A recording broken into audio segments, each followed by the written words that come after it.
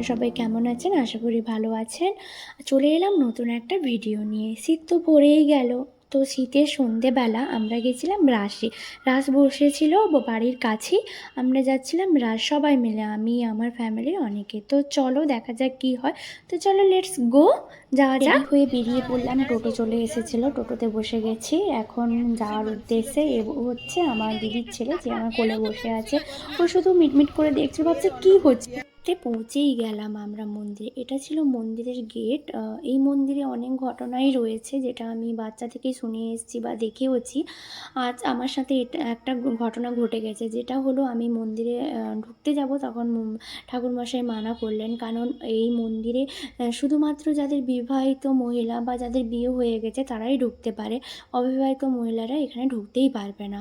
তো সেই কারণে আমরা দাঁড়িয়ে দাঁড়িয়ে অপেক্ষা করছিলাম। আর এই মন্দিরটা অনেকটাই বড় ছিল, কিন্তু যেহেতু অনেক দিনের পুরনো মন্দির ভেঙে পড়ছিল, তো সেই কারণে আবার একটা মন্দির হচ্ছিল নতুন করে। তো অপোজিট সাইডেই মন্দির হচ্ছিল।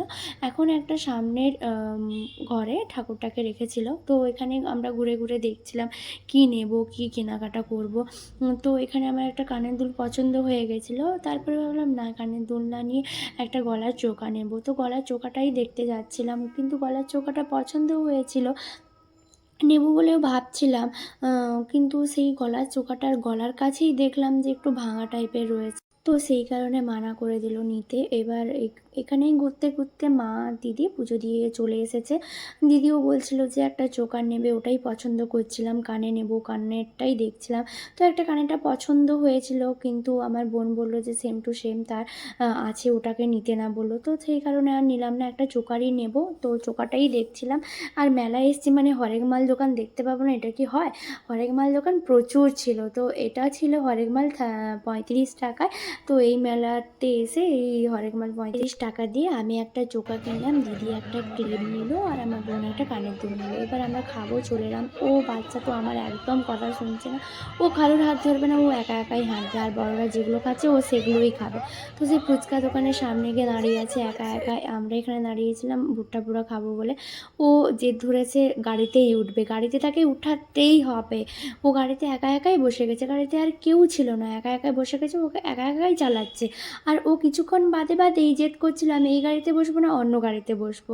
তো সেটাই দাঁড়িয়ে দাঁড়িয়ে দেখছিলাম ও কি করছে। মানে ওর কোনো ভয় ভ্রান্তি কিছু নেই, কারণ একজনও বসছে না। ও যেহেতু একাই বসছে, আমরা নিচ থেকে ভয় পাচ্ছিলাম হয়তো কান্নাকাটি করবে, কিন্তু ও কিছুই করেনি।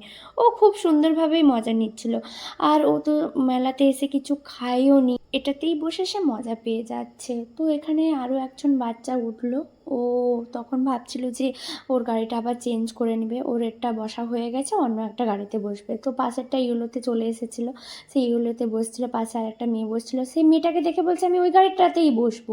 এটা ছিল আরেকটা মন্দির। এই মন্দিরটার সামনে আরেকটা মন্দির আছে, যে এই মন্দিরটাতেই আমাদের রাসের সময়ে যত রকমের যাত্রা আছে সবই হয়। এখানে আমি নিয়ে নিয়েছিলাম একটা চটপটি মানে আমার খুবই একটা প্রিয় খাবার। মেলাতেই পাওয়া যায় এটা জানো, আর অন্য সময় পাওয়া যায় না। এটা ছিল ঝুরি ভাজা। বাড়িতে নিয়ে যাব ঝুরি ভাজাটা অনেক সরু সরু পাতলা পাতলা হয়, এই জন্য আমার খুব ভালো লাগে। ঝুরি ভাজা আর পেঁয়াজি বাড়ির জন্য নিয়ে যাব। বাড়িতে আমার অনেকেই আছে, তাদের জন্য তো কিছু নিতে হবে, তো এই খাবারের জিনিসগুলো এগুলো নিয়ে নেব। এখানে আমার বোন জেদ ধরেছে যে ও একটা ফায়ার পান খাবে, তো ওকে খাওয়াতেই হবে। আমরা দাঁড়িয়ে গেছিলাম ফায়ার পান খাবে বলেই আমরা দাঁড়িয়ে গেছিলাম, কেমনভাবে তৈরি করছে ওটাই দেখার জন্য। তো এত কিছু মশলা সামনে রাখা ছিল, সব কিছুই মশলা একটু একটু করে সব কিছুই দিচ্ছিল। মানে পানটা শুধু মানে একটা পাতা থাকবে না, তার মধ্যে শুধু মশলাতেই ভর্তি। তো চলো দেখো কত জিনিস দিচ্ছে। মানে সামনে মিনিমাম 30টা মতন বাটি ছিল, সেই বাটিতে যত ধরনের জিনিস ছিল সব ধরনের জিনিসই একটু একটু একটু একটু করে দিয়েছে।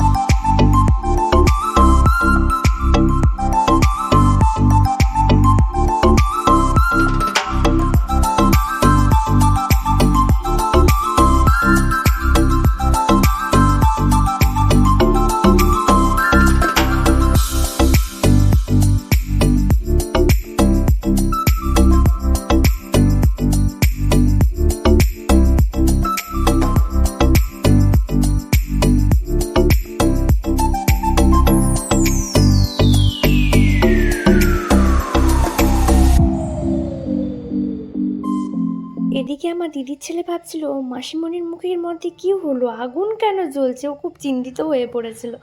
সে এটাও বায়না করেছিল, মাম্মা আমি একটা খাবো, কিন্তু ওকে তো খাওয়ানো যাবে না। ওকে নিয়ে ঘর চলে আসা হলো। এখন টোটোতে চলে এসছে, টোটোতে আমরা বসে পড়েছি। ও খুব মজা করে করেই আসছিলো, কারণ লাস্টে ওকে একটা গাড়ি কিনে দিতেই হলো। নাহলে পান খাবে, নাহলে একটা গাড়ি কিনবে, এরকমই করছিল। খুব দুষ্টুমি করছিল। রাসমেলা থেকে সবাই ভালো থাকুন, সুস্থ থাকুন। দেখা হচ্ছে আবার পরের একটা ভিডিওতে। ততক্ষণ টাটা।